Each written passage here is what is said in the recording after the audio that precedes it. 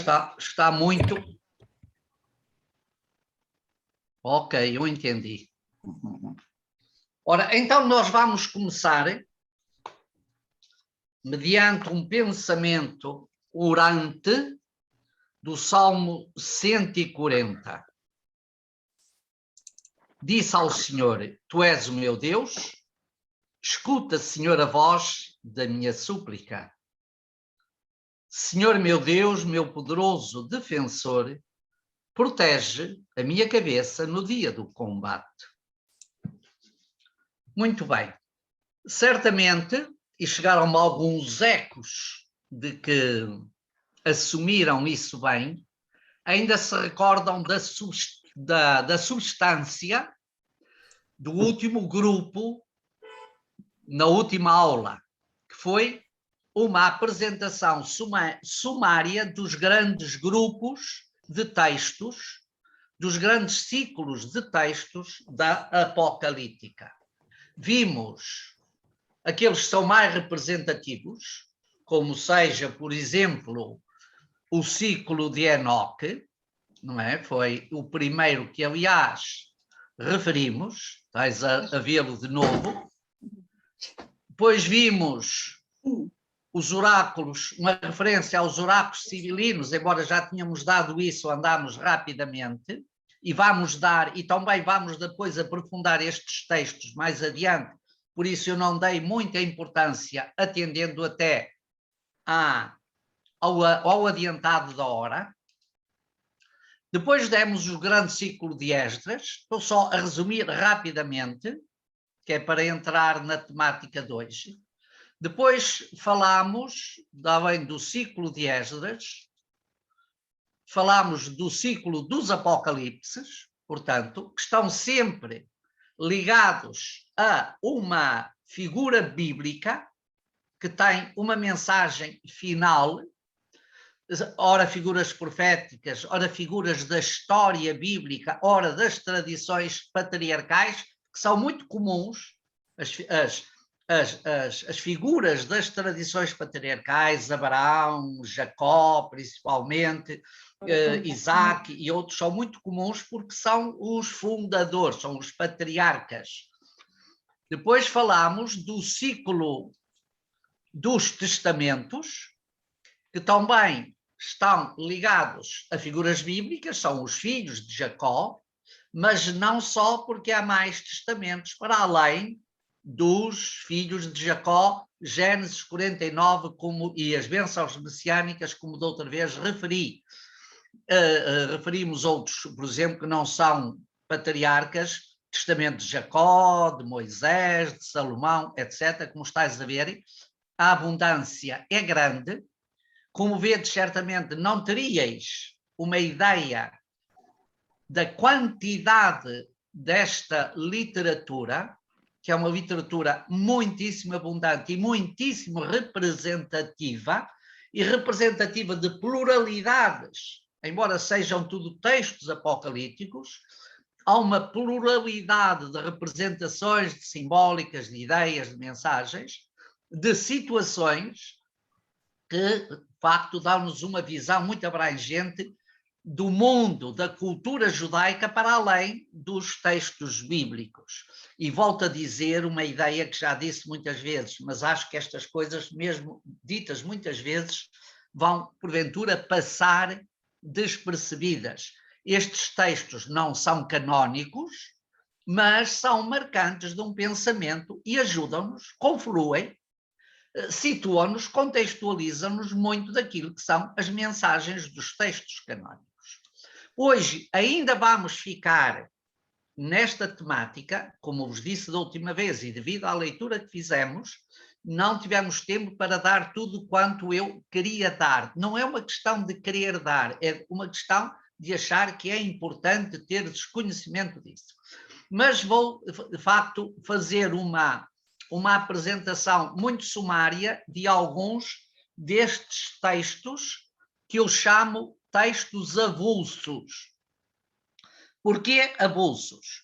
Porque não estão incorporados em nenhum daqueles ciclos que referimos anteriormente, nem no de Enoque, nem do de Esdras, nem são Apocalipse, nem são testamentos. São textos que tratam outras temáticas que vão para além destas, já que essas grandes coleções não esgotam em nada a literatura apocalíptica do judaísmo. São textos que, no geral, têm um género próprio. Têm um género próprio. Eu vou passar aqui para o sistema da apresentação, peço desculpa, mas agora ficou tudo encoberto. Está bem, pá, João. Já agora reorienta um bocadinho só a sua câmera para não ficar com a cara cortada. Isso, A levantá-la. muito melhor, obrigado. Ponto. Portanto, vou rapidamente lá. Desculpem fazê-lo assim, que é para não estar a avançar indevidamente. Portanto,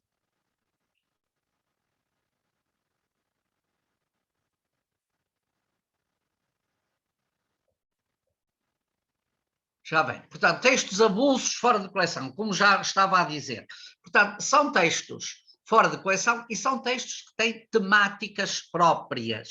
Vamos já ver como alguns dos títulos já nos dizem, já nos dão o tom, que não é um tom genérico, não é um testamento, não é um apocalipse, mas são questões concretas da vida do judaísmo. Este conjunto de textos é um conjunto de textos muito, estes textos avulsos são textos muito representativos desta apocalíptica. E alguns versam sobre momentos e questões, atenção, sobre momentos, poderíamos dizer, históricos, mesmo que o façam dentro de uma perspectiva de fantasia literária, às vezes até uma certa fantasia teológica, mas fundamentalmente uma certa fantasia literária. Alguns destes textos, diziam, representam momentos importantes da vida do povo de Israel e outros deixam-nos um traço, uma mensagem das temáticas e das questões que o judaísmo vivia na época em que esses textos foram compostos.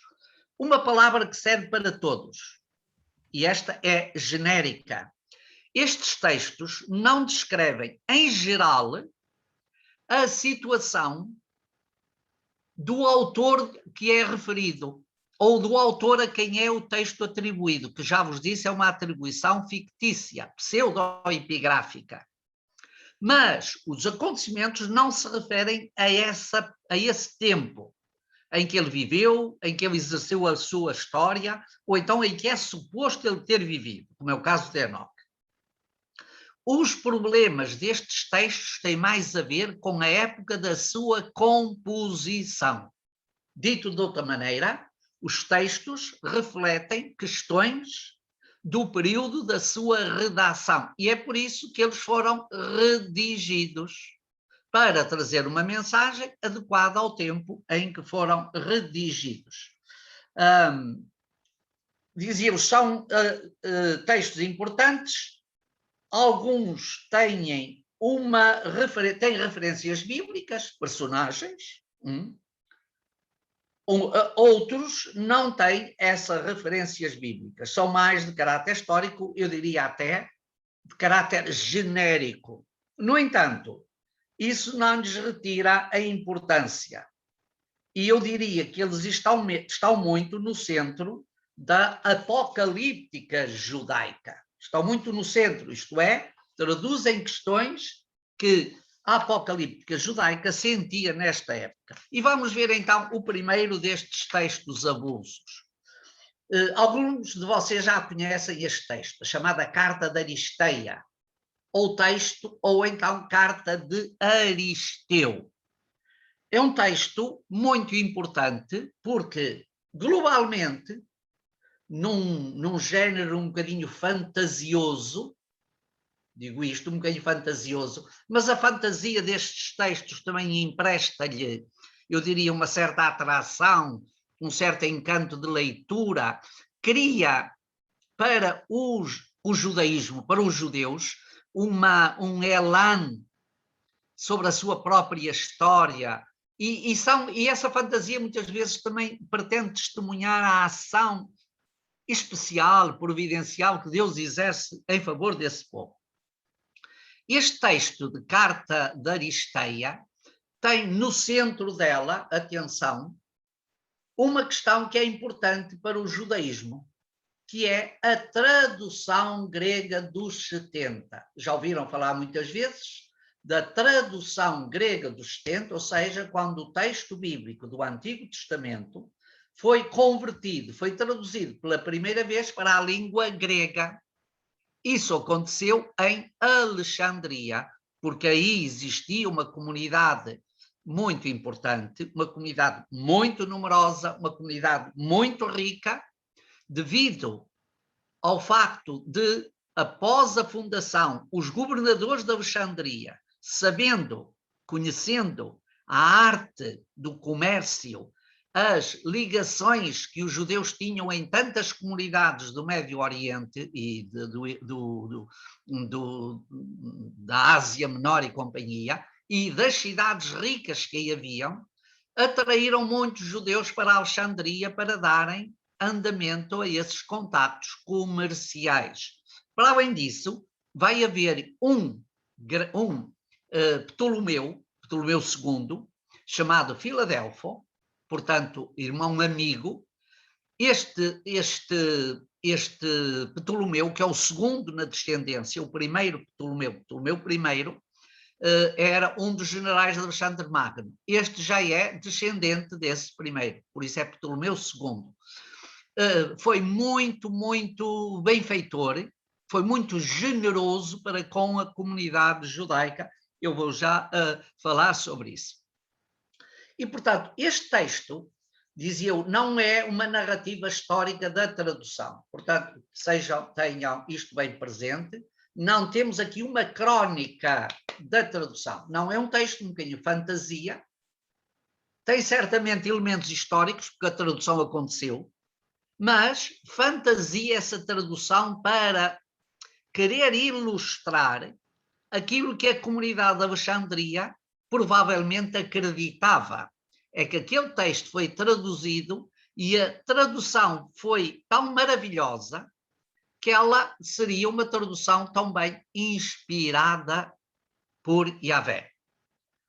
Isto é um problema que eu não vou abordar aqui, a questão da inspiração das traduções, mas este problema depois entrou inclusive no mundo cristão, quando os autores das origens cristãs recorreram à tradução grega dos 70, principalmente, olha, o caso, por exemplo, de São Lucas, que não sabia hebraico, principalmente nas comunidades da diáspora, porque aí não conheciam o hebraico, e então precisavam ter acesso às escrituras, e tinham em grego.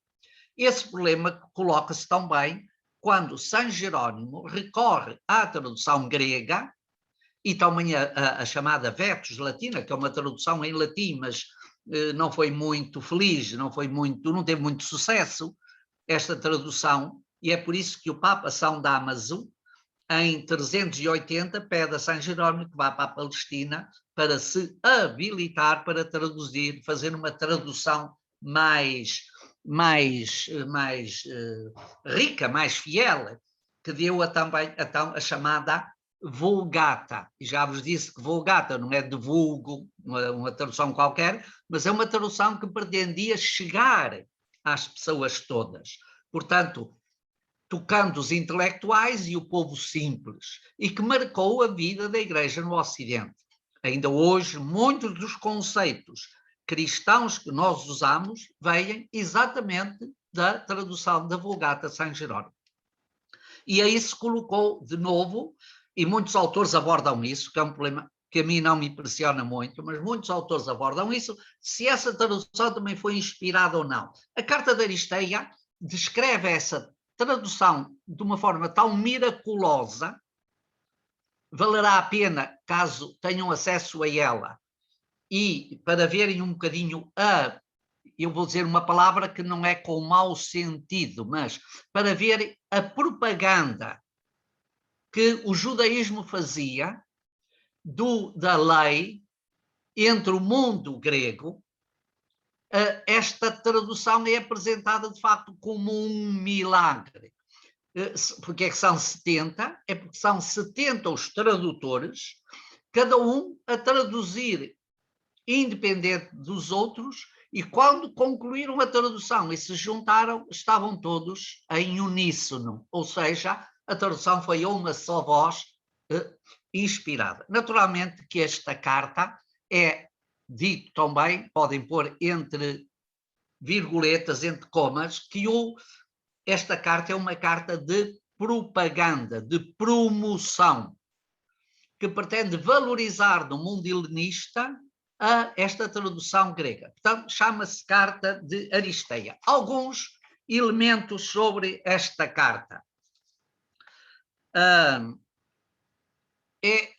O texto tem exatamente uma forma epistolar, é uma carta. Aristeia é um pagão que se converte ao judaísmo e que escreve depois a um amigo como é que essa tradução aconteceu. O conteúdo, desculpem, que é que isto sumiu, devo ter aqui. O conteúdo é relativamente fictício. Não se trata de um texto histórico, portanto, não é uma crónica, não é uma ata dessa tradução. Portanto, fique também bem claro. Embora o acontecimento que é narrado tenha acontecido. Ou seja, o acontecimento é histórico. O texto foi traduzido, mas a narrativa que se faz acerca desse acontecimento, essa não nos descreve um acontecimento histórico, mas sim um género laudatório desta tradução. Aristeia, ou Aristeu, é um pagão culto da corte de Ptolomeu II, como vos disse, que tem o sobrenome de Filadelfo, e que reinou entre 285 e 246. Portanto, quase 40 anos, 39 anos, portanto, abrangendo quase toda a primeira metade do século III e o início da segunda metade do século III. Uma época, um pormenor histórico, uma época em que quem governava a Judeia era exatamente os Ptolomeus do Egito, que na sequência da divisão do Império de Alexandre, tocou-lhes em parte o terreno da Palestina, o território da Palestina, juntamente com o Egito. E, portanto, ficaram sob a tutela de Ptolomeu. Isso aconteceu desde 312, a altura em que o Império se dividiu, o Império de Alexandre, até 198 a.C., a altura em que entraram na Palestina os gregos vindos de Antioquia, os chamados antioquenos ou seleucidas, outro ramo da divisão. Este Ptolomeu foi um grande benfeitor dos judeus e esta obra, que se esconde por trás deste nome de Aristeia, é uma boa informação acerca do judaísmo oriental. Ou seja, ele fala do judaísmo da Alexandria, mas também do judaísmo que se vive em Jerusalém. E procura pôr estas duas partes em sintonia. Jerusalém e Alexandria estão em sintonia. Como é que se faz isso? O texto diz que foi o próprio Ptolomeu que pediu ao sumo sacerdote em Jerusalém que lhe enviasse homens sábios, preparados, doutos, para procederem a este texto. E o sumo sacerdote de Jerusalém envia para Alexandria exatamente um conjunto de homens sábios, preparados, conhecedores do grego, para procederem à tradução do texto hebraico para o texto grego. Ptolomeu recebe-os na corte, dá-lhes um grande banquete, dito aqui entre nós, prega-lhes um sermão também, creio eu, mas dá-lhes um grande banquete e prepara-os para que eles procedam, de facto, eles vão todos para uma ilha, cada um nos seus aposentos, magnificamente recebidos pelo Ptolomeu, e realizam a obra e depois juntam-se de novo, vêm dar contas do seu trabalho e é maravilhoso, é sublime. Este, no fundo, é um bocadinho o enredo que o Aristeu ou Aristeia narra a um seu amigo para contar como esta tradução aconteceu.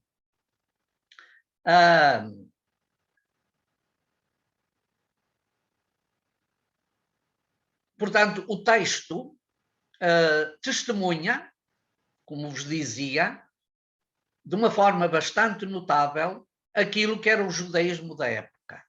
O tema, no fundo, ou o enfoque que a carta tem é a exaltação da lei e do judaísmo vivido em Alexandria. Portanto, enfoca-se como o mundo grego tinha a sua sabedoria, as suas leis, aqui procura-se realçar que a lei do povo de Israel não era nada inferior às leis do mundo grego e à sabedoria grega, que era o culto do espírito. Temos, eu diria aqui, temos nesta carta um bom exemplo daquilo que vai acontecer muito em Alexandria. E daqui a um bocado vamos falar de um texto que também tem esses traços, que é a chamada exegese alegórica. A alegoria predominou muito na escola de Alexandria, até entre os padres da igreja. Os grandes padres da igreja da escola de Alexandria também cultivaram muito a alegoria. Pois aqui cultiva-se uma exegese alegórica, eu diria quase de forma exemplar, para mostrar como este texto prefaz aquilo que eram os grandes anseios desta comunidade. Portanto, temos aqui uma apresentação muito sumária deste texto, que é um texto importante para a tradição judaica em si. Portanto, a tradição judaica dá um grande enfoque. Não aceite este texto como um texto canónico, é claro. Tem traços apocalípticos, é claro. Recorre a muitas figurações, é claro. Tem uma conotação um pouco mítica, é também claro. Recorre a um fantástico, a um fabuloso, a um maravilhoso, que no fundo tem pouco a ver com a realidade. Mas é um texto que é um bocadinho símbolo de uma cidade e de uma cultura. E para não ficarmos presos na carta de Aristeia, se às vezes encontrar, não é um texto muito grande, é um texto de fácil leitura, porque é exatamente uma descrição epistolar de um acontecimento com todas as anotações próprias e os pormenores que normalmente rodeiam uma escrita deste género. Avançamos para um outro, portanto, como vos disse, aqui é um misto de história e de fantasia. Já temos, o acontecimento é histórico, mas a sua descrição e os seus pormenores são muito fantasistas. Um segundo livro são as chamadas Antiguidades Judaicas, ou também conhecidas como Antiguidades Bíblicas, que são também um texto pseudo-epigráfico, ou seja, é atribuído a um autor que na realidade não parece ser o autor. O autor chama-se Filão de Alexandria. Filão de Alexandria foi um grande filósofo, provavelmente o maior filósofo judaico da antiguidade, que era judeu, vivia em Alexandria, discípulo ou seguidor da filosofia aristotélica, e que tem muitas obras escritas, obras notáveis. E também se lhe atribui este, que é um texto também, como há pouco referia, também seguindo uma exegese alegórica às antiguidades judaicas, particularmente ao livro do Êxodo. Ao livro do Êxodo, sim, particularmente ao livro do Êxodo, e faz uma reescrita, ou seja, ele reescreve a história bíblica até Saul. Portanto, Saul é o primeiro rei. Estamos no século XI, XII. Saul é o primeiro rei. Ora, Filão reescreve essa história de uma forma alegórica para, enfim, mostrar também que essa história é maravilhosa, é fantástica. Ou seja, é aquilo que eu costumo chamar, é um livro de origens, e as origens são sempre fabulosas, porque um povo que nasce nas suas origens, sem ter uma mensagem fabulosa, uma mensagem prodigiosa, é um povo fraco. Nós temos isso com os nossos descobrimentos. Os Lusíadas são um poema deste tipo. As nossas crónicas ou as lendas de Alexandre Herculano sobre as origens da nossa nacionalidade com aqueles heróis locais são um pouco disso, é um pouco de maravilhoso misturado, ou que pinta este maravilhoso acontecimentos que estiveram, no fundo, na Gênese. E aqui, o autor deste escrito, que não é Filão de Alexandria, embora lhe seja atribuído pseudoepigraficamente, narra também as origens do povo de Israel aí. Depois, porque é que esta obra não tem continuidade a partir de Saul? Não sabemos, provavelmente porque o seu autor, seja ele quem for, não teve tempo para escrever isso. Esta obra terá sido escrita, reparai bem, não é, embora fale antiguidades judaicas, das origens de Israel, do povo de Israel até ao início da monarquia, esta obra não foi escrita nessa altura. Esta obra foi escrita depois da destruição do templo em Jerusalém, no ano 70. Então, foi escrita depois da destruição. Sendo o templo uma instituição central, estás a ver que esta obra pretendia restaurar a esperança do povo de Israel, que viu o centro, a sua alma, o seu coração destruído. É uma obra que aponta para essa época, mas certamente ainda é anterior ao imperador Adriano. Porquê? Porque Adriano, que reinou em Roma, foi o imperador em Roma de 117 a 138, são 21 anos, moveu uma perseguição feroz aos judeus, que veio a culminar na chamada Segunda Revolta, ou seja, na revolta de Bar Kokhba, e a destruição final do judaísmo e de Jerusalém. Ora, estas antiguidades judaicas não dão nenhum sinais de perseguição aos judeus. Portanto, os autores inclinam-se que a obra é escrita depois de 70, mas provavelmente antes do início do Império de Adriano, que foi imperador em Roma. Portanto, dizíamos que é uma reescrita destas origens da história bíblica até Saul, utilizando figurações e resumos de várias partes do texto bíblico em forma muitas vezes de conto, de narrativa, aquilo que já me ouviram falar, embora seja agora difícil aqui estar a descrever, de forma agádica, ou seja, um conto maravilhoso, encantador, um conto que transmite uma mensagem. Estas figuras bíblicas das origens são figuras encantadoras, transmitem mensagem para animar o povo de Israel no momento desta sua tragédia. Esta obra tem uma escatologia muito, muito desenvolvida. Já aqui neste texto se fala da ressurreição. Vejam bem, Abraão e Moisés beneficiaram de uma ressurreição privilegiada, pois morrem e ressuscitam logo depois.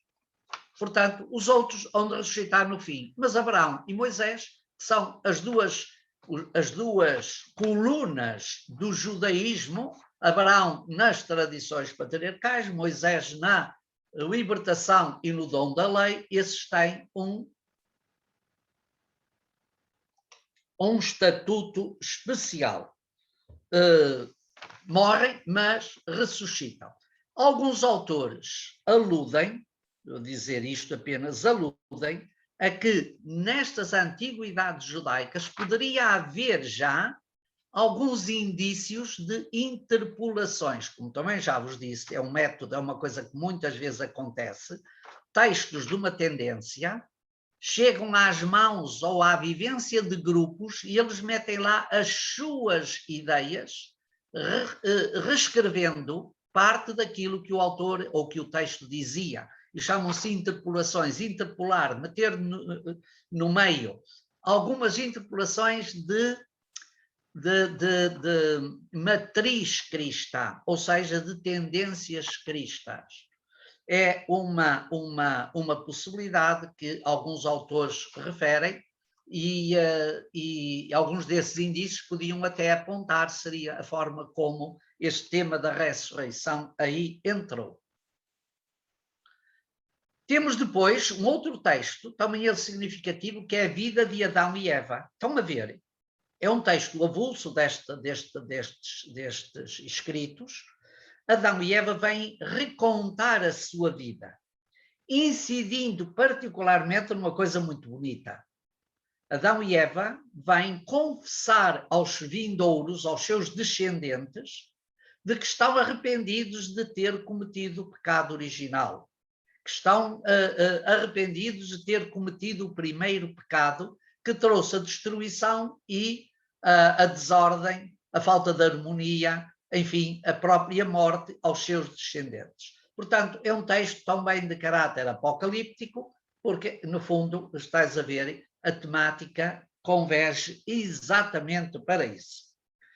Depois temos aqui um texto, que também é importante, que são os Salmos de Salomão. É um conjunto de salmos, são 19 salmos, todos eles de grande caráter apocalíptico. Porquê? Estes textos, estes salmos foram escritos, não são do tempo de Salomão, nem nada que lá se pareça. Estes textos foram escritos depois do ano 64 antes de Cristo. Portanto, no ano 64 é um acontecimento importante que todos vocês já conhecem de cor e salteado, que é a tomada da Palestina por Pompeu. Então, um autor anónimo atribui a Salomão este conjunto, estes 19 salmos, a um outro texto que não é tão importante, que se chamam Odes de Salomão. Os dois aparecem entre a literatura apocalíptica. Eu estou agora só a falar dos salmos. As odes são menos significativas, são menos importantes. Os salmos são importantes porquê? Porque é um texto que fala já da reação judaica contra a presença romana após a conquista da Palestina no ano 64 a.C. E o próprio general romano que comanda os exércitos conquistadores é Pompeu. Pompeu é apresentado neste Salmo de Salomão como a figura por excelência do ímpio. É o homem ímpio, orgulhoso, violento, inimigo de Deus. Portanto, este personagem está muito caracterizado nestes salmos, principalmente os salmos, deixem-me ver, os salmos 18 e 19, e são textos de origem farisaica. São textos de origem farisaica. Eu estava aqui a olhar para os meus livros a ver se encontrava o Salmo, a ver se tenho aqui à mão, o Salmo de Salomão para vos ler um bocadinho, deixem-me ver se eu encontro num minuto. Salmos de Salomão, sim senhor. Ora, vamos ver, é o Salmo que eu quero ler, é o Salmo 17.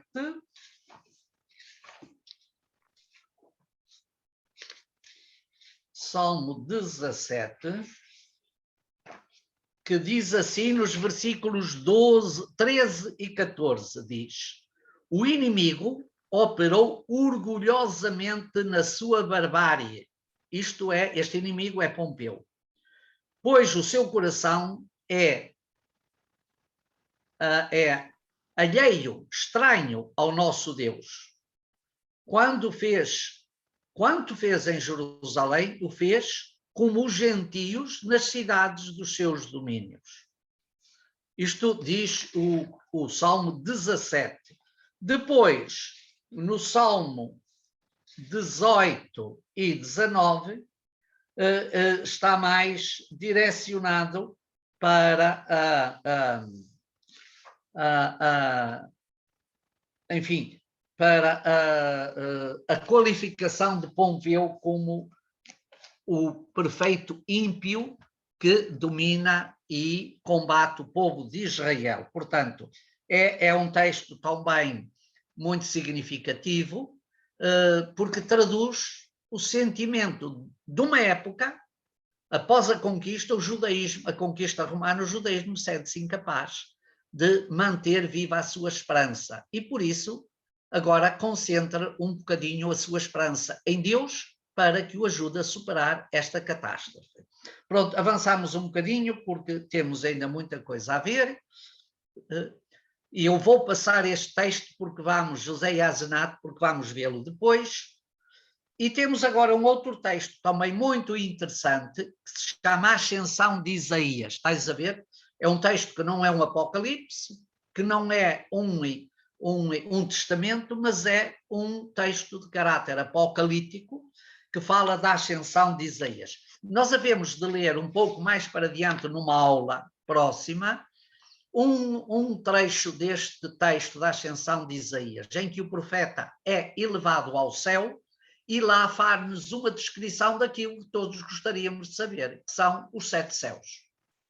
Isaías anda por lá e descreve para os seus contemporâneos exatamente aquilo que vê e aquilo que ele consegue transcrever a partir daquilo que vê do céu. É um texto composto de 2 partes, é um texto relativamente pequeno, tem os 5 primeiros capítulos, falam-nos do martírio de Isaías. É um texto do século II, esta primeira parte, do século II antes de Cristo, e foi escrito em hebraico. E no mesmo texto, na mesma ascensão, que mais tarde um autor fundiu as 2 partes, e este texto durante muito tempo não foi conhecido, depois foram descobertos manuscritos, hoje é um texto muito estudado, porque é um texto bastante representativo deste tipo de literatura. Tem depois uma primeira, portanto, a primeira parte do primeiro capítulo ao capítulo 5 e uma segunda parte do capítulo 6 ao capítulo 11. E aí sim, aqui fala-se da ascensão, ou seja, da visão celeste de Isaías e a sua entrada nas moradas. É um texto em grego, estás a ver? É um texto que originariamente nasce da fusão de 2 partes, uma em hebraico, outra em grego. A primeira parte em hebraico era do século II antes de Cristo, a segunda parte é do século II depois de Cristo. E aqui, alguns autores acham que este texto, sim, foi escrito por um cristão gnóstico, ou seja, por um cristão que tinha uma visão, uma fé e uma visão da eternidade diferente daquela que tem, que era própria, que era aquela da Igreja. Portanto, e é aqui nesta segunda parte, na visão de Isaías, a sua ascensão aos céus, também, portanto, como Elias, também Isaías foi elevado ao céu, que ele nos fala dos 7 céus. Ele nos fala dos 7 céus. Tem, naturalmente, uma componente muito também fantasiosa, naturalmente, mas muito simbólica, que tem a ver exatamente com aquilo que Isaías vai descrever, que não tem nada a ver com Isaías da história, não tem nada a ver com o profeta Isaías. A figura, o personagem é o mesmo, mas este texto não tem nada a ver com não misturar a ascensão de Isaías com o livro de Isaías. Disse, então, qual foi a obra que Isaías escreveu? Escreveu a ascensão. Não escreveu nada. Isto é de um autor anónimo que se faz passar por Isaías para dar valor e autoridade ao texto, mas não tem nada, porque Isaías é do século VIII a.C. e aqui temos a primeira parte do século II a.C., a segunda parte do século II depois de Cristo. Portanto, estás a ver os processos a que muita desta literatura recorre, pegando nos personagens, colocando-os no outro mundo, fazendo-os reviver e fazendo-os narrar e contar uma história que eles nunca tiveram, que não foi a história em que eles viveram. Portanto, esta apresentação sumária destes textos que aqui vos faço escolhi estes, há outros ainda, mas estes são textos marcantes desta altura, como vedes, textos um bocadinho avulsos, mas nem por isso deixam de ser textos importantes. E é a partir daí que agora passo para outro slide em que vou falar-vos então do texto de José Yazenet. José Yazenet, que é um texto muito importante. É um texto muito importante. É um texto que, no fundo, é uma novela, não é uma telenovela, que ainda não havia telenovelas, como sabeis, creio eu. Pelo menos não havia havia novelas. Ora, José Yazenet é uma novela própria do judaísmo helenista. Também é um texto que é escrito a partir dos judeus de Alexandria, ou de cultura grega, de cultura helenística. Escrito nos inícios da nossa era e também escrito em grego. Uma chamada de atenção importante. Este texto, José Yazenet, não tem nada a ver, nada, com o testamento de José, que está incluído naquele ciclo dos testamentos dos patriarcas. Portanto, esse é um texto em que quem entra é a figura do patriarca José, filho de Jacó. Aqui é também a figura de José e o patriarca Jacó, mas isto não tem a ver com a história desse tempo, tem a ver com uma outra realidade, que são os esponsais, o enamoramento de Asenet, que é uma jovem egípcia, por José, que é o governador a quem o faraó colocou o Egito nas mãos. Portanto, dizia-vos eu que é uma obra do judaísmo helenista, escrito nos inícios da nossa era, mais ano, menos ano, por aí, e escrito em grego. Alguns autores pensavam, ou pensaram, num primeiro momento, que se trataria de um livro que vinha dos ambientes essénios de Qumran, ou então de um outro grupo parecido aos qumranitas, que viviam em Alexandria, os chamados terapeutas. Viviam junto do lago Ámaris, como os essénios viviam junto do Mar Morto, também estes viviam ali, faziam muito uso da água, eram também essénios, mas eram gregos, eram judeus, mas de cultura grega, viviam em Alexandria, e alguns autores ao princípio pensaram que esta novela vinha desse ambiente, mas hoje em dia está demonstrado que não vem. Este texto, dito isto, e é bom poderes fixar já, é um texto paradigma, modelo, daquilo que poderíamos chamar o proselitismo judeu em Alexandria. É um texto modelo, um texto paradigma daquilo que podíamos chamar ou dizer que é o proselitismo que os judeus fazem em Alexandria para a conversão à fé judaica de pagãos, que fazem a conversão, que procuram converter à fé judaica pagãos. Portanto, não é um escrito essênio, de forma alguma, é um texto que tem muitas interpolações cristãs. Este sim, os autores de mãos cristãs, que nas origens aproveitou este texto e meteu lá pensamentos cristãos, alguns dos quais parecem ser próprios de uma comunidade cristã fora. Portanto, provavelmente já numa segunda fase, mas foram os manuscritos que chegaram. Como sabeis, nós não temos de nenhum destes textos o original primeiro. Nós temos manuscritos que representam a transmissão destes textos. E, portanto, qualquer copista, qualquer transmissor, as coisas não eram feitas por máquinas, nem por impressão de Gutenberg, eram feitas à mão, por isso chamam manuscritos. Muitas vezes, os transmissores do texto, os copistas, interpolavam, metiam no texto aquilo que eles pensavam acerca do tema que era tratado. Nós aqui em José e Asenete temos, de facto, várias interpolações, vários sinais desta mistura, designadamente nos capítulos 16 e 17, que são 2 capítulos muito interessantes. O tema do escrito é tomado de uma cena que nos fala o livro do Gênesis. Demora um bocadinho dentro aqui neste texto, porque depois vamos ler o texto e portanto, para vós estardes dentro do assunto. Em Gênesis 41, versículo 45.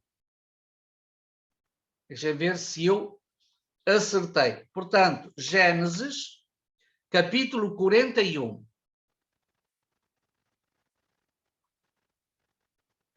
Versículos 45 e 50, 52, portanto, são 3 versículos, todos do capítulo 41, versículos 45, 50, 52, fala-se exatamente desta paixão, se quiserem, entre José e esta jovem, chamada aqui na Bíblia, da tradução da difusora bíblica, tem Asenate, mas é a mesma personagem, que é filha de um tal Putifera, ou Putifar, com algumas traduções tem. Cada um tem direito a escolher o nome que quer. Que era sacerdote do deus On. O deus On era um deus da corte egípcia, era uma divindade do panteão egípcio. E esse sacerdote tinha uma filha que queria ter como esposo a José. E José também queria ter como esposa a essa filha. Mas ela era pagã. Ora, então, o escrito, para além de descrever as atividades de José como governador do Egito, como homem importante na corte, vai nos mostrar todo o processo, e isto é muito interessante, todo o processo da conversão da noiva que devia, antes de desposar José, converter-se ao judaísmo. E José procura que a sua noiva se converta e procura isso com afinco. É um texto que tem um tom de exemplaridade e também de proselitismo, tal como estava a dizer, que era aquilo que sucedia nas comunidades judias de Alexandria. As comunidades judias de Alexandria procuravam criar prosélitos, alargar a sua fé. E nós temos, na história do povo de Israel, vários prosélitos que vêm de Alexandria, que são depois até convidados por os judeus em Jerusalém para traduzir mais tarde, quando o judaísmo renuncia à tradução dos 70 e a declara não um texto não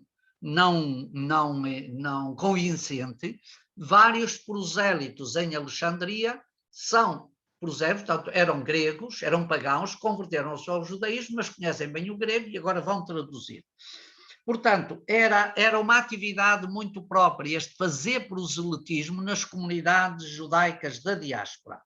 Alexandria, neste caso, é um bom exemplo e José é um paradigma deste proselitismo. Portanto, há aqui exatamente uma identidade própria deste texto. Este texto é um panegírico, é um elogio à figura de José e à conversão da Asenate. É um texto lindíssimo, devo dizer-vos, é um texto bonito, e daqui a um bocadinho vamos ver um bocadinho e vós já podeis perceber, embora o ideal era ler o texto todo, que nem é muito grande, mas pronto. O texto procura exatamente, centrando a sua ação na atividade de José, mostrar nele o que é? Um grande administrador. E depois, um judeu íntegro e piedoso. E de íntegro e piedoso, ele só vai desposar a Asenate depois dela se converter plenamente, renunciar ao seu politeísmo, renunciar aos deuses e a todas as figurações dos deuses egípcios, lançar por terra, desfazer-se de tudo aquilo que significava a relação com esses deuses, para poder então ser aceite como verdadeiramente esposa para José. E nesse enquadramento nós temos, de facto,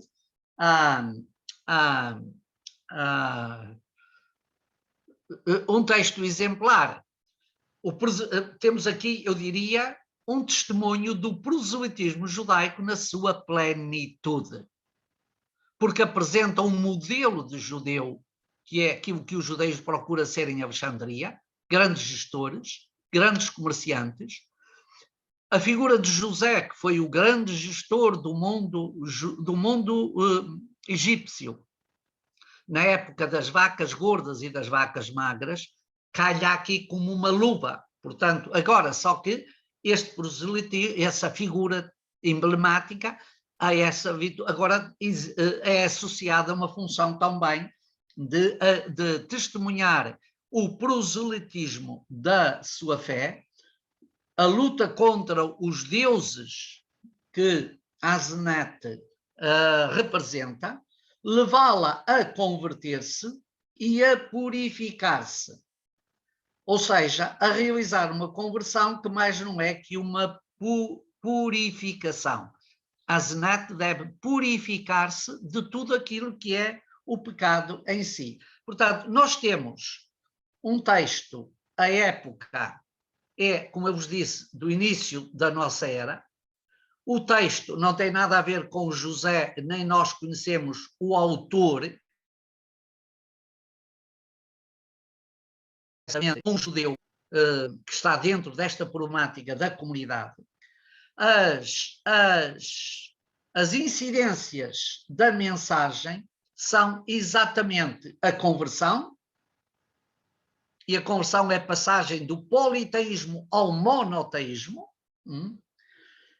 Isso deve ser testemunhado por uma purificação e por uma vivência plena deste monoteísmo. Portanto, a Asenate tem de se despojar das suas vestes, das suas pulseiras, dos seus enfeites, das suas comidas, das carnes que eram sacrificadas aos deuses do Egito. Tudo isso é exatamente uma dimensão aprofundada da purificação, e tem mais dois traços muito bonitos, que é o perdão dos pecados. O texto fala do perdão dos pecados e fala também do amor ao próximo, que, dedicando um capítulo do livro à misericórdia que a Asenate tem para com os irmãos de José e também para com os pagãos que se convertem à fé judaica. A Asenate parece quase a senhora da misericórdia, depois a distribuir misericórdia em nome do Deus em que ela agora passa a acreditar. E apresenta simultaneamente, o texto apresenta simultaneamente a integridade de vida, quer de José, quer da sua esposa, agora convertida. Posto isto e dado estes sinais, creio bem que vocês terão ou têm no computador ou imprimiram o texto que eu vos enviei sobre José e Asenate. E, nesse sentido, iríamos ler um bocadinho, ou se pudermos, vamos ver, um bocado do texto, uns trechos, umas perícopes que eu selecionei que me pareceram interessantes, me pareceram bonitas. E são textos dos mais expressivos e dos mais bonitos deste tipo de literatura apologética, de literatura de proselitismo. São textos, de facto, muito representativos. O primeiro texto que vos mandei em texto contínuo vem do capítulo 8º do livro. Tendes aí as anotações, eu só vou ler e destacar alguma coisa que que me chama a atenção. Ao ouvir essas palavras, a esposa de Pentifrés é o tal Putifar, ou Putifera, como traduz a Bíblia da Difusora Bíblica. Ao ouvir essas palavras, a esposa dele subiu aos aposentos superiores e conduziu a Zenete até José. Disse-lhe então Putifera, ou Pentefrés: saúda o teu irmão José. Ele também é virgem, como tu és, e ele odeia qualquer mulher estrangeira, tal como tu a todo varão estrangeiro. Estão a ver? O autor acentua, de facto, esta repulsa pelos estrangeiros, para depois mostrar a grandeza da conversão de Azenete. O dualismo, para realçar depois a conversão. Então Azenete falou a José: te saúdo, meu senhor, abençoado sejas pelo Deus Altíssimo. Esta expressão Deus Altíssimo é uma das expressões mais comuns que nós encontramos, por exemplo, no Gênesis, para se referir a Deus, para se referir a Yahvé, o Deus Altíssimo. José respondeu: bendiga-te o Deus que dá vida a todas as coisas. Pentefrés, o pai, disse a Azenete: adianta-te e beija o teu irmão. Aqui a tradução escapou-me, nem sempre, com a sua tradução às vezes escapa algumas coisas, certamente tereis notado isso. Quando Azenete se aproximou para beijar José, este reteve-a com a mão direita e colocou sobre o peito e disse-lhe: não convém a um homem temente a Deus. Vejam o elogio que o texto faz à figura de José. Não convém a um homem temente a Deus, que louva com a sua boca o Deus vivo, e come o bendito pão da vida, e bebe o cálice sagrado da imortalidade, e se unge com a unção bendita da incorruptibilidade, não lhe é permitido beijar uma mulher estrangeira, uma mulher pagã, que louva com a sua boca divindades mortas e mudas, que come da mesa dos ídolos carnes de alimentos sufocados, que bebe o cálice da traição procedente das suas libações e se unge com a unção da perdição. Temos aqui, de facto, um contraste colocado na boca de José entre aquilo que são os seus procedimentos, a sua integridade, e aquilo que era ainda a sua candidata, a esposa, e que, portanto, tem de se purificar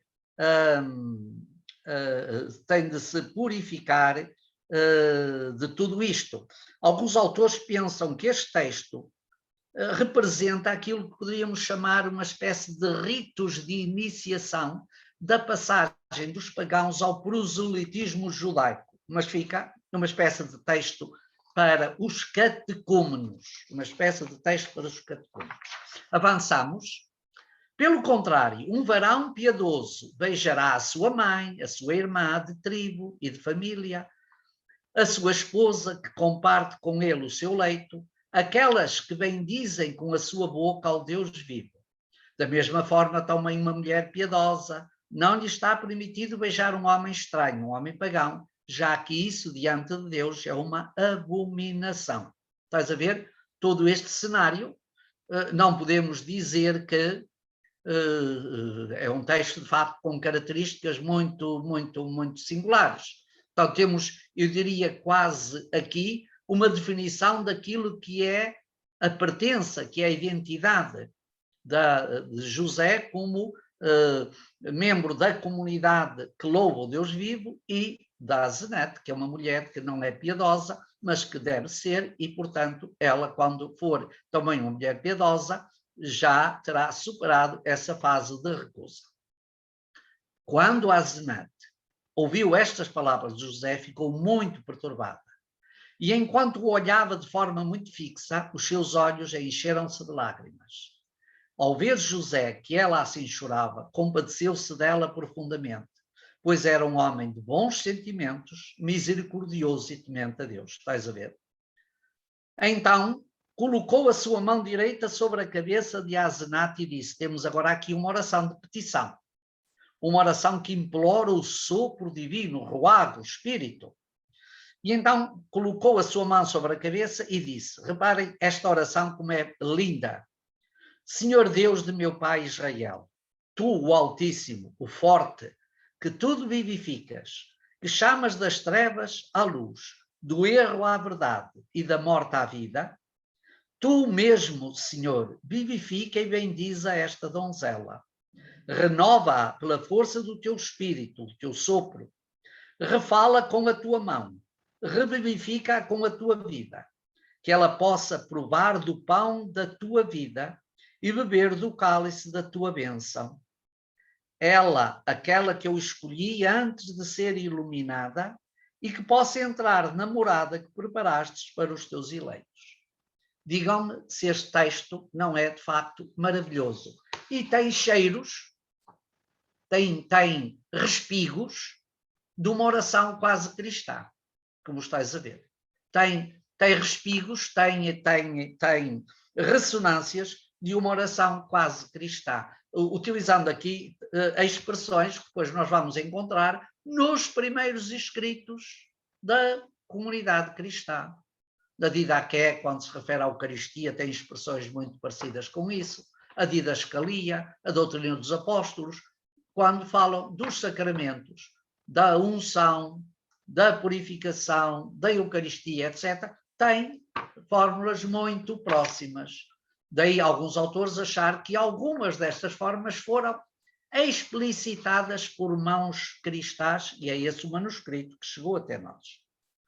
Portanto, temos aqui uma belíssima oração que poderíamos pegar nela e utilizá-la em qualquer adoração nossa que façamos em qualquer rito religioso. Capítulo 9. Asenete alegrou-se profundamente pela bênção de José e apressou-se a subir para os seus aposentos. Extenuada, atirou-se sobre o leito. No seu íntimo reinavam ao mesmo tempo a alegria, a tristeza e a angústia. São os sentimentos que acompanham a conversão. A alegria porque descobriu um caminho novo, mas a tristeza porque tem de deixar, e a angústia porque passar de uma fé politeísta a uma fé monoteísta é alguma coisa que cria angústia e suor. Desde que chegaram aos seus ouvidos as palavras de José que lhe falava em nome do Deus Altíssimo, brotava da sua pele um denso suor, e rompeu então em alto e amargo pranto, e começou a afastar-se dos seus deuses, aqueles que ela adorava, enquanto aguardava que chegasse a tarde. Quando terminou a sua refeição, José ordenou aos seus servidores, aos seus servos, aos seus acompanhantes, atrelai os cavalos ao carro, vou sair, vou fazer uma visita a toda a cidade e à comarca, à região.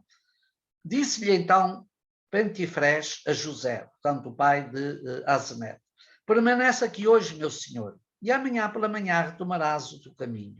Mas José respondeu-lhe, não, vou hoje mesmo, pois este é o dia em que o Senhor iniciou a criação de todas as coisas.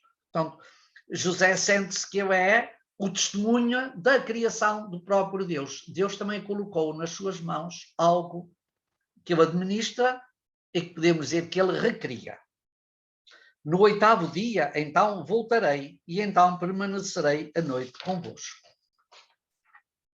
Quando José partiu, Pentefrés dirigiu-se para o campo, acompanhado de todos os seus, enquanto Asenete ficou só com as suas donzelas. No entanto, Asenete manteve-se alheia a tudo e debulhada em lágrimas até ao pôr do sol. Não provou alimento nem bebida e permaneceu acordada enquanto todos os demais dormiam. A conversão pressupõe um jejum, como estáis a ver, e aqui o texto faz alusão exatamente a isso. Em dado momento levantou-se e desceu as escadas dos seus aposentos. E desceu até ao portão, onde encontrou a porteira que dormia, juntamente com os seus filhos. A toda a pressa, Asenete desprendeu habilmente a pele que fazia de cortina da porta, encheu-a de cinza, carregou-a até ao andar superior e espalhou as cinzas pelo chão. Portanto, deitar-se sobre cinza, é o que vamos ver. Fechou então firmemente a porta, colocou o tranqueiro, a barra de ferro, e pôs-se a chorar em grandes suspiros e lágrimas. A donzela preferida de Asenete, a sua aia, apercebendo-se dos suspiros da sua senhora, despertou as outras donzelas e aproximou-se dos seus aposentos, mas encontrou a porta trancada.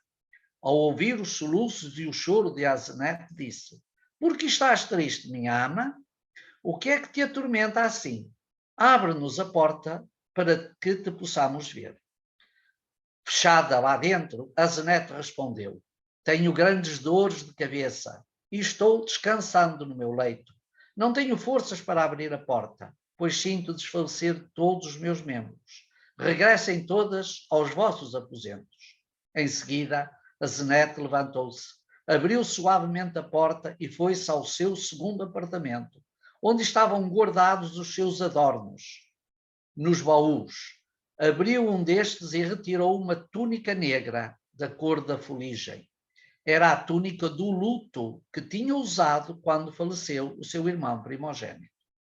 Asenete despiu então os seus trajes reais, vestiu-se de negro, de luto, desprendeu o cinto de ouro e cingiu-se com uma corda. Retirou logo a tiara da sua cabeça e o diadema e as pulseiras dos seus braços.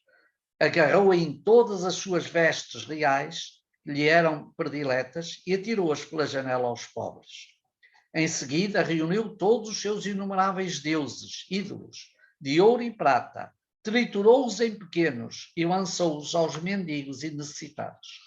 Depois tomou as suas provisões reais, as suas comidas, carnes gordas, pescados e carne, e todo o que fora sacrificado aos deuses, ofertas às divindades, os holocaustos, os vasos de vinho para as libações, e atirou tudo pela janela para alimento dos cachorrinhos. Feito isto, tomou as cinzas e espalhou-as pelo chão. Tomou um tecido fraco de saco e cingiu os seus rins com ele. Soltou as tranças dos cabelos e cobriu a cabeça de cinza. Com as suas mãos golpeou energicamente o seu peito. Sentou-se na cinza e andou chorando amargamente toda a noite, entre soluços até o amanhecer.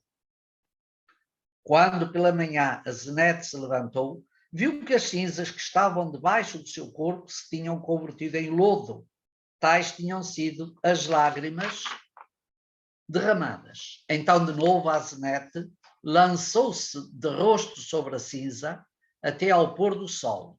Assim procedeu durante 7 dias, sem provar absolutamente nada. Portanto, temos aqui um texto, o texto que vos enviei, que é, de facto, um texto, foi selecionado, mas é um texto que faz parte do livro, não é? Não é um texto criado para vos enviar. Depois, isto vem, a última parte que vos li é tomada do capítulo 10º, depois vem uma série de capítulos que também são interessantes. O capítulo 13, que é confessa a sua idolatria e o seu pecado. E o pecado era a adoração dos deuses do Egito. O pecado de Asenete é o pecado da idolatria. O capítulo 14, Asenete tem uma manifestação, uma visão celeste, num diálogo com Deus. Deus revela, de facto, aquilo que ela vai ser como esposa de José. No capítulo 15 temos também um texto muito belo, que é a expressão da sua conversão ao Deus Altíssimo e a mudança de nome. Ela passa então de Asenete a chamar-se Cidade de Refúgio. Porquê? Pois nela encontrarão refúgio muitos povos e abrigo muitas nações. Asenete será assim uma espécie de cidade de acolhimento, uma espécie de senhora que distribui dons e misericórdia para povos. Depois tem o capítulo 16, que descreve os ritos da purificação que Asenete vai fazer para se purificar da sua idolatria. E depois tem o capítulo último, que é o 28, em que a zenete aparece como símbolo da misericórdia divina para os irmãos de José e para todos os povos.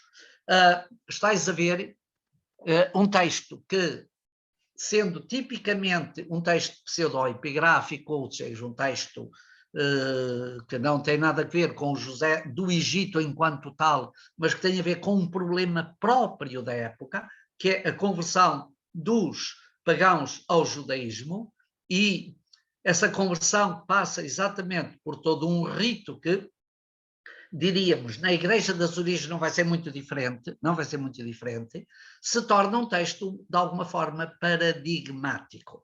Portanto, eu ia ficar agora aqui um segundo ou meia dúzia de segundos para perguntar se alguém quer fazer alguma pergunta complementar àquilo que acabei de ler e que vós também leste, e ou manifestar ou testemunhar algum sentimento que tenha tido, para depois avançarmos então para a temática própria da nossa aula.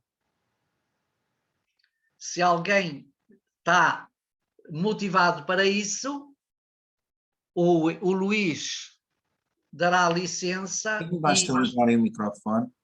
Basta ligarem o microfone e dizem-me rapidamente. Mas, João, Diga. Não percebi qual foi o nome da Azenete depois de se converter.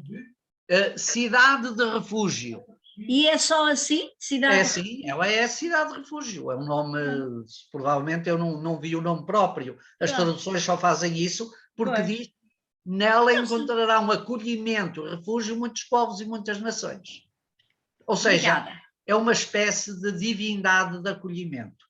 Como José se tornou uma espécie de Deus para os egípcios, a quem distribuía os bens que eram pertença do faraó, mas que o faraó, ao dar-lhe o seu anel e o seu selo, lhe entregou na mão. Ele era agora o salvador dos egípcios.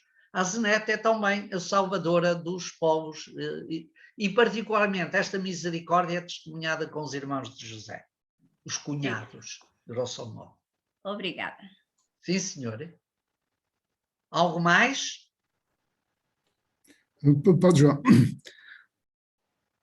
As autoridades judaicas da época admitiam este livro como exemplar, ou seria simplesmente posto completamente à margem de tudo o que era a tradição judaica? Fernando, o que a transmissão textual nos diz é que este texto foi encontrado muito mais tardiamente. Nós não temos ecos sobre o uso deste texto. Sabia-se da sua existência, mas não se conhecia. Não sei o que é que... Provavelmente este texto conheceu a sua elaboração em ambientes muito pequenos. Estás a perceber? Não terá tido uma grande difusão. E, por outro lado, o proselitismo judaico, nesta época, primeiro século depois de Cristo, principalmente para compagãos que se convertiam ao judaísmo, até para compensar os judeus que passavam ao cristianismo, era uma atividade muito, muito, muito estimulada. Portanto, é de crer que não houvesse reações anti ou contra. Porque tudo aquilo que aqui se diz encarna bem aquilo que é a identidade judaica na sua expressão. A passagem do politeísmo ao monoteísmo é certamente uma expressão, uma atitude muito louvável, creio mesmo também pelas autoridades da época. Muito mais que isso já não sei dizer de forma convincente e convicta. Não sei dizer muito mais de forma convincente e convicta. Mas creio que isso já ajudará a ter presente a importância do texto, que de facto é um texto belíssimo. Eu acho que este texto pode até quase ser um bocadinho comparado com alguns textos das nossas anáforas litúrgicas, sem sem prejuízo das próprias anáforas litúrgicas. Está bem? Pronto, então eu vou encerrar este capítulo, e vou procurar agora ver como é que eu encerro isto. Eu posso encerrar, Padre João, se quiser. Então encerra este para eu entrar no outro. Pronto. E agora, mas agora não chego ao outro texto. Fazer escape, talvez, para encontrar cá embaixo. Está bem. Espera aí. Pronto, mas este é o que eu ainda estou. Tem que agora compartilhar. Espera aí, agora já estou aqui a ver onde é que posso ir. Exato, tem que compartilhar de novo. Quer ver se saio de um. Se quiser, feche o que acabou de usar. Pois, é isso que eu estou a tentar fazer. E vou agora entrar no outro. Primeiro abri-lo, fechar. Pronto. Para compartilhar tela. Compartilhar tela. Agora sumiu-se o compartilhar, mas eu vou aqui ao isso. Mas eu não me dá. Já dá.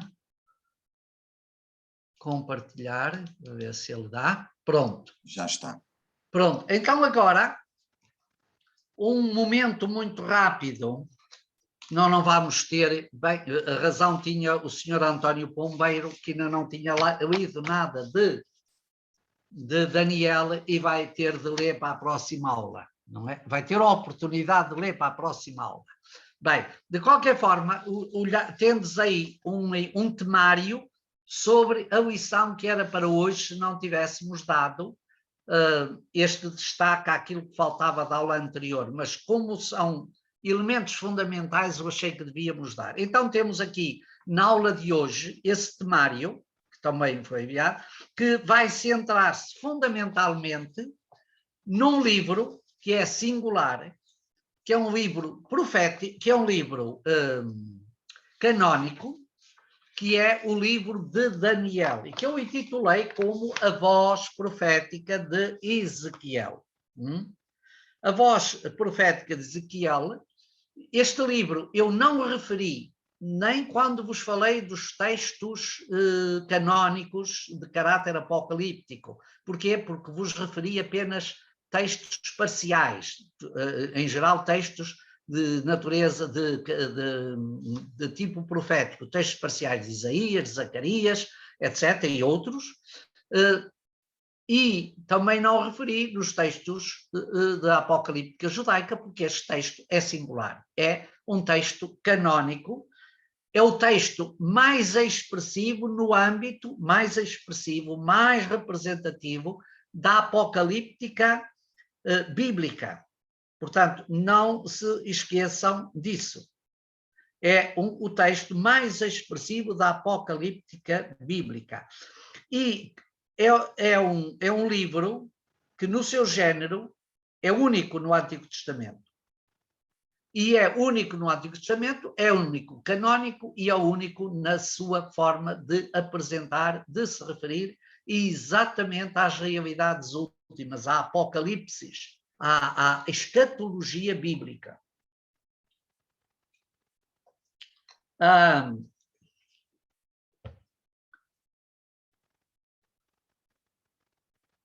Trata-se, no seu todo, como livro, atenção, como livro, trata-se de um género novo, tanto em termos literários como teológicos dentro da Escritura. A Escritura tem pequenos textos anteriores a Daniel, mas como um livro que no seu todo entrou no cânon e que no seu todo é apresentado num género literário tipicamente escatológico, este é único. E isso representa uma grande criatividade para a inspiração bíblica. Porquê? Porque parece a aceitação de Daniel no cânon, incluído nos profetas, quando o livro de Daniel, portanto, vocês sabem, o livro de Daniel aparece no meio dos chamados profetas menores. O que é que isto deixa entender? Isto agora é uma reflexão minha. O que é que isto deixa entender? Para mim, deixa entender que o judaísmo tinha consciência que o género profético tinha acabado, que a inspiração profética tinha terminado. E agora aceita um género que é parecido ao profetismo, mas que não é profetismo, apesar de Daniel ser apresentado como profeta. Mas aquilo que singulariza o livro de Daniel não é o seu caráter profético, é o seu caráter escatológico. Portanto, nós estamos aqui com este livro na viragem num tempo de viragem daquilo que era a inspiração bíblica, que passa das grandes vozes proféticas para os videntes. Daniel é essencialmente uma figura enigmática, emblemática, é verdade, é um vidente, é um intérprete. Os profetas tinham sonhos e tinham visões, mas Daniel é o intérprete dos sonhos e das visões. Ele é, acima de tudo, uma espécie de perito que sabe interpretar, que sabe ler. Podemos dizer que no livro de Daniel confluem diversas tendências bíblicas que vão formar aqui o novo caudal, que vão formar aqui uma espécie de novo horizonte no que diz respeito à mensagem bíblica. Já não aponta tanto para uma narrativa do que está acontecendo. O livro de Daniel tem uma história, mas a história do livro de Daniel é uma história fictícia. Está bem? O livro de Daniel tem uma história, ele analisa a história, ele procura dar sentido à história, mas a história que o livro narra não é a história verdadeira do tempo. É outra história que serve de paradigma. Podemos dizer, em parte, que a apocalíptica é a herdeira da profecia. Sucede à profecia como a expressão da revelação. À revelação profética segue-se agora a revelação apocalíptica. E, neste sentido, a apocalíptica recolheu da profecia o seu interesse pela história como centro e como espaço da intervenção de Deus. Embora agora recrie uma espécie de história fictícia que os videntes trabalham, interpretam e dão sentido. Vamos avançar. Tenho de pôr o modo de exposição, senão ele não avança. Mais acima, um bocadinho. Pois é, mas... sim. Exato, aí um bocadinho mais para a direita, mais para baixo. Está bem, não estava a ver, estava cegueta, desculpem. Não funcionou. Funcionou, já está. Mas tem que pôr em modo de apresentação, se quiser. Mas, pois está bem. Não está, é voltar lá acima, clicar, já está. Pronto. Então, vamos entrar um bocadinho rapidamente. Já vos falei deste lugar especial do livro de Daniel no espaço da escritura. É um livro... avançamos um bocadinho. Este é um livro curiosíssimo. É um livro esquisito. Para além de difícil de leitura e de difícil de compreensão, é o único caso que aparece na escritura que é um livro, na sua origem, composto em 3 línguas. Reparem bem, é um livro composto em 3 línguas. Uma primeira parte que é composta em hebraico, do início até ao capítulo 2.4, 1.1, 2.4. Depois, uma parte, desculpa, ainda mais, os capítulos 8 e 12, também é escrito em hebraico. Outra parte é escrita em aramaico, do 2.5 até ao 7.28. E depois uma parte é escrita em grego, que é do 3.24 a 90, capítulo 3º, mais o capítulo 13 e 14. Portanto, é um livro que na sua origem tem estas 3 línguas. Mais tarde, um redator fundiu estas partes e deu-lhe um caráter de um texto. Deu-lhe um caráter unitário, melhor dizendo, peço desculpa. nisto se manifesta a grande singularidade do texto de Daniel. Portanto, estás a ver que é um bocadinho desta amálgama de textos que nasce este livro, conforme ele chegou até nós. Isto pode ser a expressão de quê? Pode ser a expressão que este livro conheceu grande difusão em comunidades judias de diferentes línguas. Foi acolhido em comunidades que utilizavam o grego, outras utilizavam o aramaico, outras ainda seguiam o hebraico, então vozes que seguiam o hebraico, personagens que seguiam o hebraico, e por isso este livro aí entrou a fazer parte, e é um bocadinho nisto, pela sua singularidade, adiantando já um bocadinho um tema que é sempre muito problemático no que diz respeito ao livro de Daniel, que é a questão da sua canonicidade. Porque é que este livro é um livro canónico, quando é tão estranho?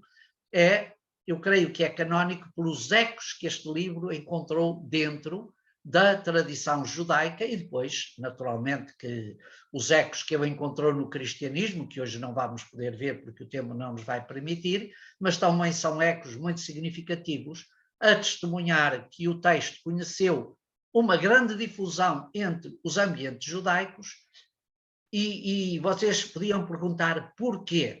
Porque este é um livro que aponta para uma esperança de restauração, a vinda messiânica do Messias glorioso, que vem para restaurar a esperança de Israel.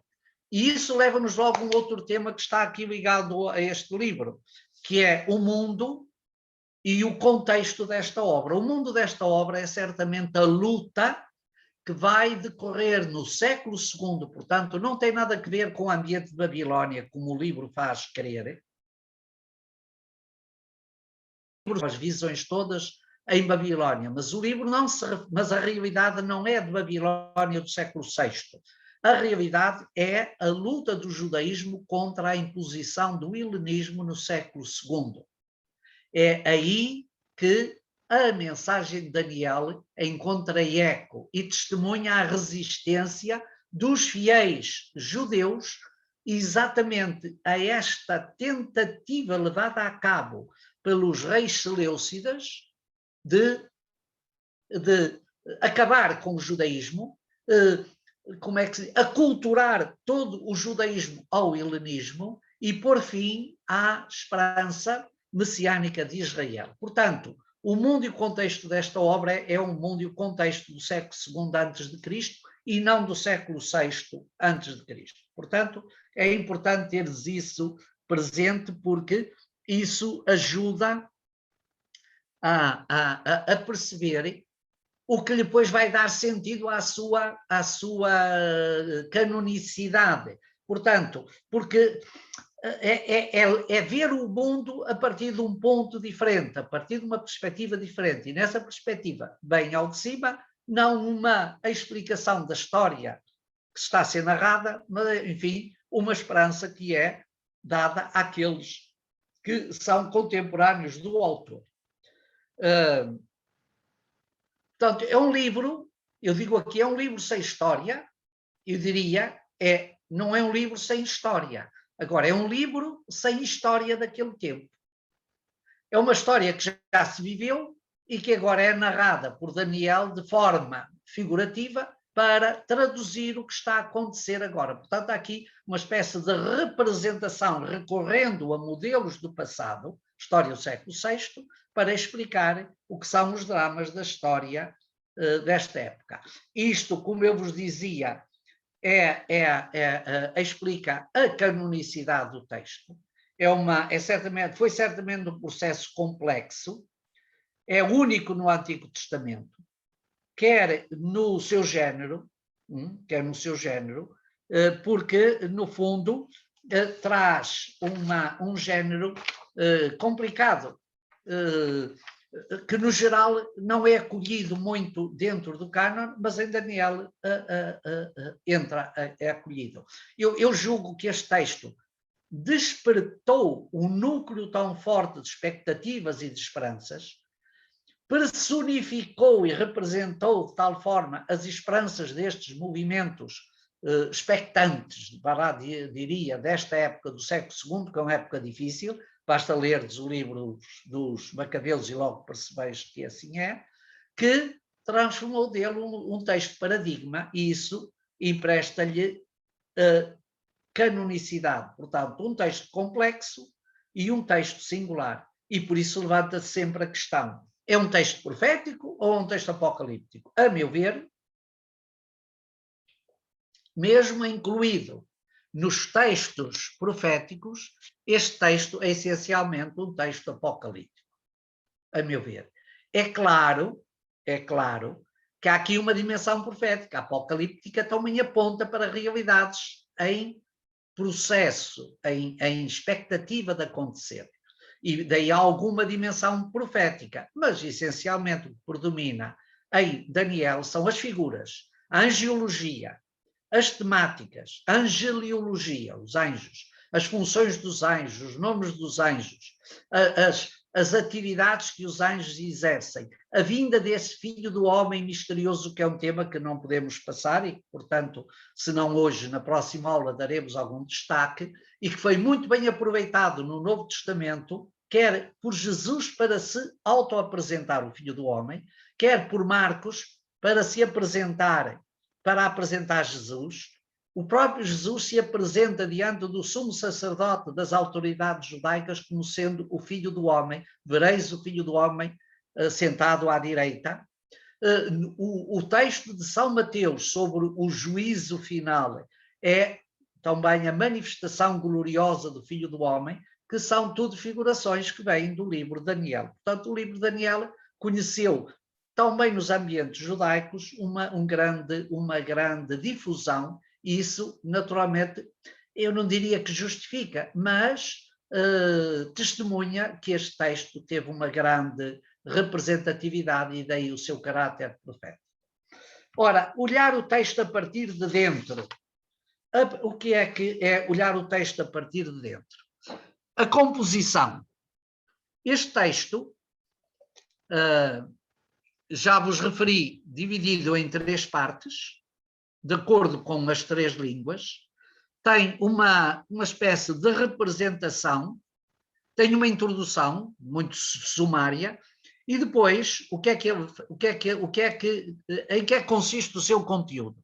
O seu conteúdo consiste em narrações, capítulos 2 a 7, nas diversas línguas, em visões, o autor tem muitas visões, capítulos 8 a 12, e de novo narrações, capítulos 13 e 14. Serve-se de uma espécie de cenário antigo, ou seja, é um herói, Daniel é um herói. Alguns pensam que poderia ser um herói dos ambientes mesopotâmicos, ou seja, a figura de Daniel é construída a partir dessa representação. É um vidente, um sábio que sabe ler os sinais, é muito interessante.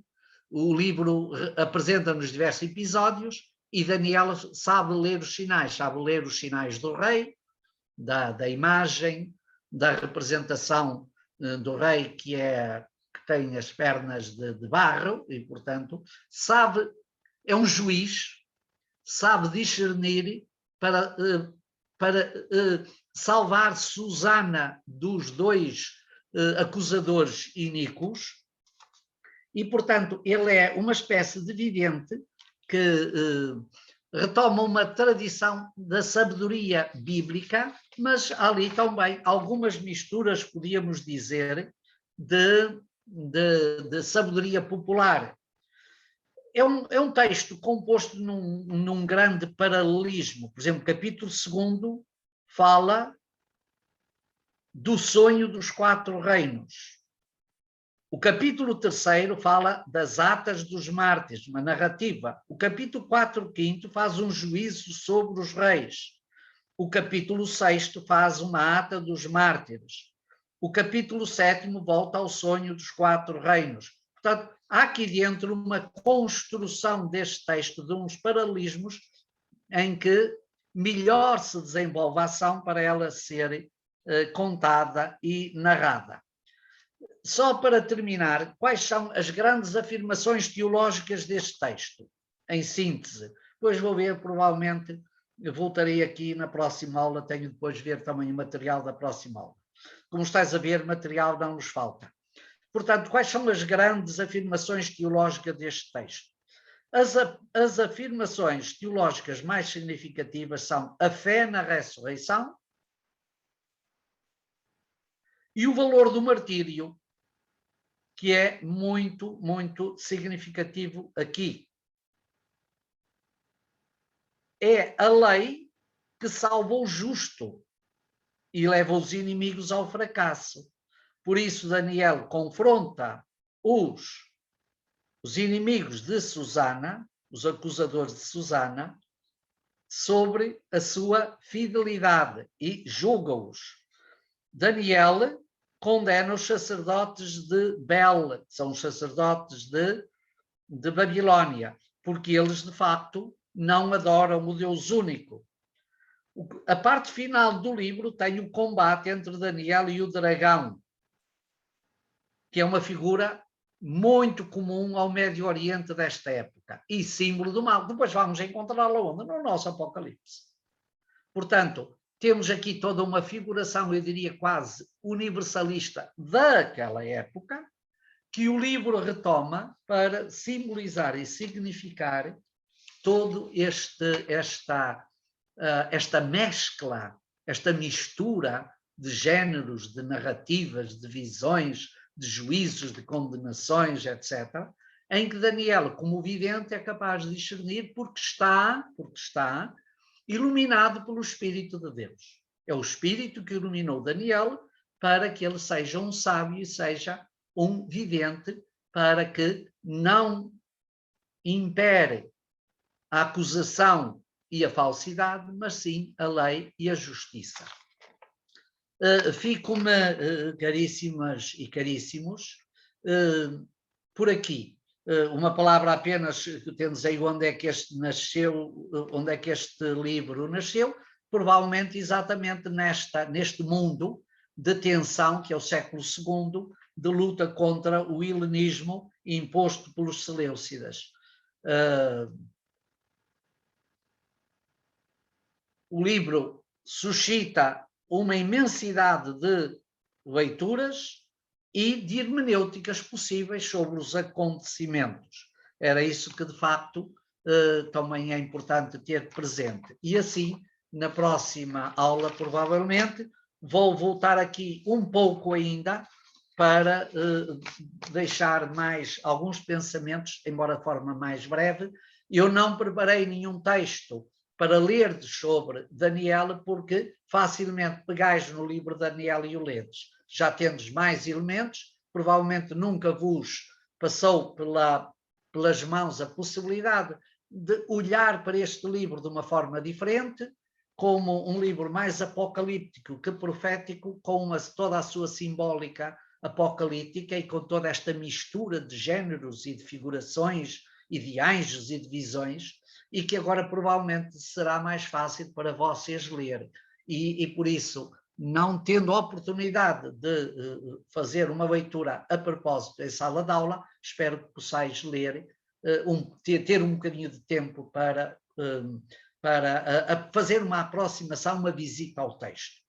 E com isto eu vou ficar-me, peço ao Luís que demarca, que interrompa a minha centralidade, que passa a centralidade de todos, e se alguém desejar fazer alguma, ou pôr alguma questão, está à vontade e podemos gastar 2, 3 minutos, de forma que não vos atrase o jantar e que não torne a comida fria. Não é? Nem para vocês, nem para mim. Mas eu aqueço-a no micro-ondas, não há problema. Mas se houver alguma pergunta que seja importante, eu não quero que vocês, com os sonhos de Daniel, que também é um sonhador, vão agora para a cama ter pesadelos. Alguma questão? Se alguém for, abra o microfone, levante o dedo. e ponha a palavra na rua. 3 questões. Abre o microfone, levanta o dedo, estou aqui, e ponha a palavra na rua, ou seja, partilha.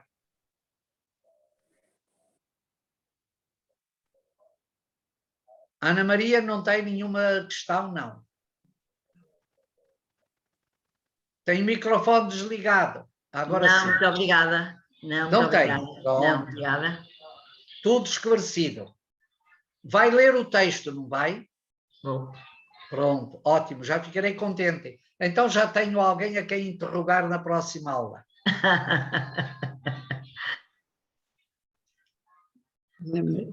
A Filomena também vai. Também, com certeza. E a Ana Mendes mais ainda, porque essa tem muita devoção ao Daniel. Sim, com certeza. Muito bem. Os outros estão ao lado que não têm renda. Essas são nossas. Todos têm muita devoção ao Daniel, até porque é um livro que suscita muito interesse. Agora, suscita tanto interesse que é importante a gente estar apetrechado para o poder ler de forma razoável. Eu já nem digo bem, porque, enfim, o bem é sempre uma coisa complicada. Mas de forma razoável, ou seja, não, o livro já parece assim uma coisa que um bicho de 7 cabeças. Se a gente o lê mal, em vez de ter 7, tem 77, não é? ou mais, não é? E, portanto, torna-se, em vez de percebermos a mensagem, acontece com uma outra senhora que ao ler o Apocalipse não apercebia a mensagem e o que se apossava dela era uma torrente de medos e pavores. Não se deixem apossar por isso na leitura do livro de Daniel. Está bem? Combinado. Pronto, perante isto, vamos então sair. Agradeço a vossa larguíssima paciência. Muito obrigada. Obrigada. E Obrigada. se tiverem oportunidade, leiam de novo o texto do José. É muito bom. Certo. Bom fim de Gostaram? semana. É um texto bonito. Lindíssimo. É lindíssimo. Pena é que eu não possa passar-vos o texto todo, teria de digitalizar todo. E se eu tivesse um secretariado múltiplo, até faria isso, para vocês poderem, mas só tenho em castelhano, não tenho em português. É possível que encontrem alguma aí nas nets, alguma, embora depois as traduções tenham de ser todas revistas de fio a pavio, não é? Até porque, normalmente, quem se interessa por estes textos são pessoas mais esotéricas que os textos. Os textos já parecem esotéricos. Os textos já parecem esotéricos, mas depois as pessoas são mais esotéricas ainda e depois vão buscar linguagens que não têm nada a ver com o sentido do texto. Portanto, é preciso, para estes textos, podermos ter uma visão mais ou menos aproximativa ao texto, escolher uma edição que tenha algum sentido crítico do que é apresentado.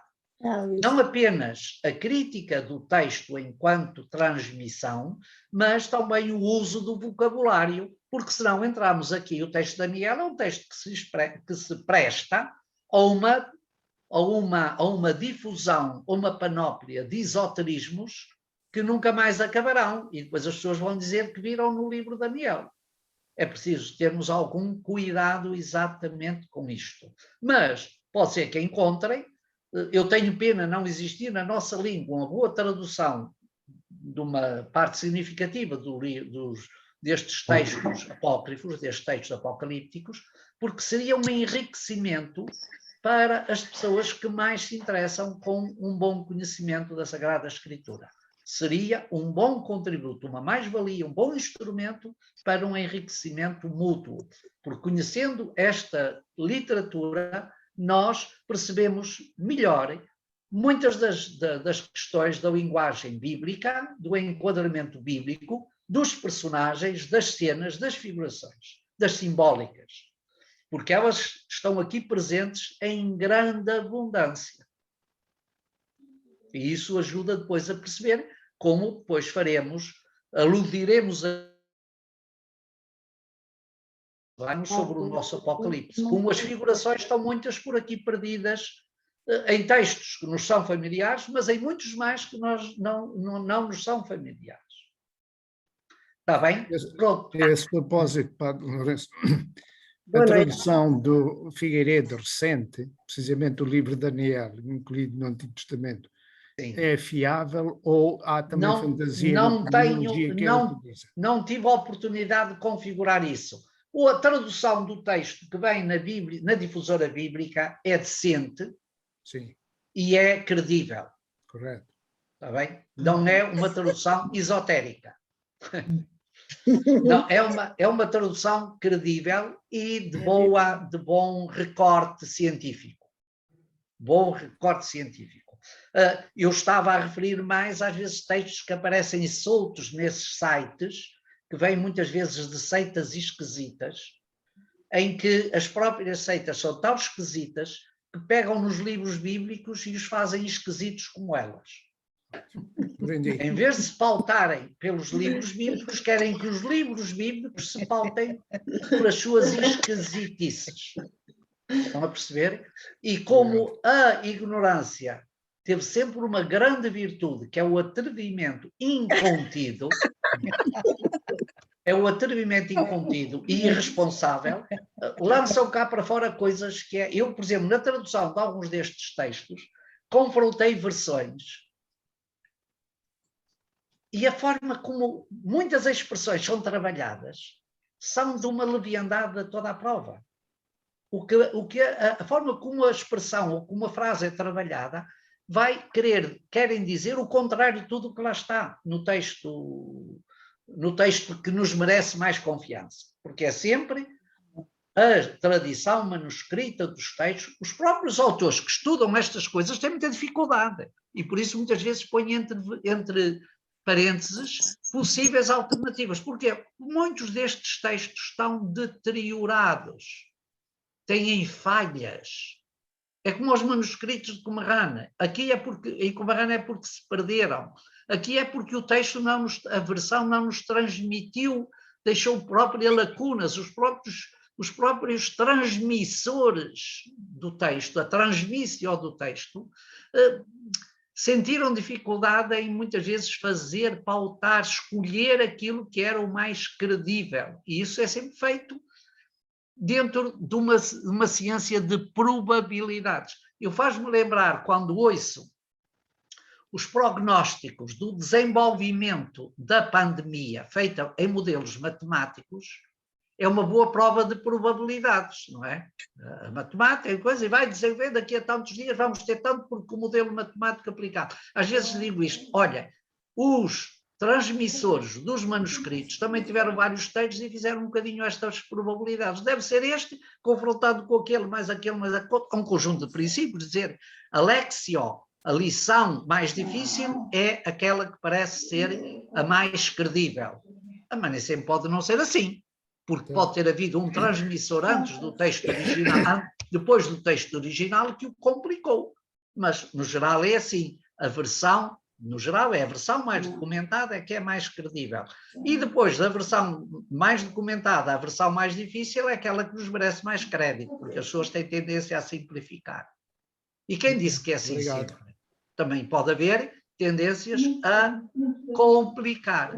Então, portanto, estás a ver, há aqui um mundo de problemas, pronto, que não são problemas vossos, vocês têm eu estou apenas a tentar explicar-vos como é difícil. Jesus dizia, como é difícil um rico entrar no reino dos céus. Como é difícil nós termos acesso a um texto que nos dê 99,9% de garantias. Dá garantias aproximativas. Até temos dúvidas dessas, muitas delas nos próprios textos do Evangelho. Ainda há dias, falando com os meus alunos de 5º ano, o capítulo primeiro, o prólogo, não é o capítulo 1º de São João, tem várias alternativas de textos que foram usados nas comunidades e que a nós nos parece que também eram razoáveis. Mas, enfim, temos uma versão que é mais credível, que está melhor documentada e, portanto, em princípio, aceitamos essa. Está bem? Pronto, desculpem lá por esta reflexão. Até para a semana. Boa noite. Até para a semana. Obrigada. Obrigada. Boa noite. Trabalhos em casa. Ler o José e o Asenate e ler o livro de Daniel. Dois trabalhos, portanto.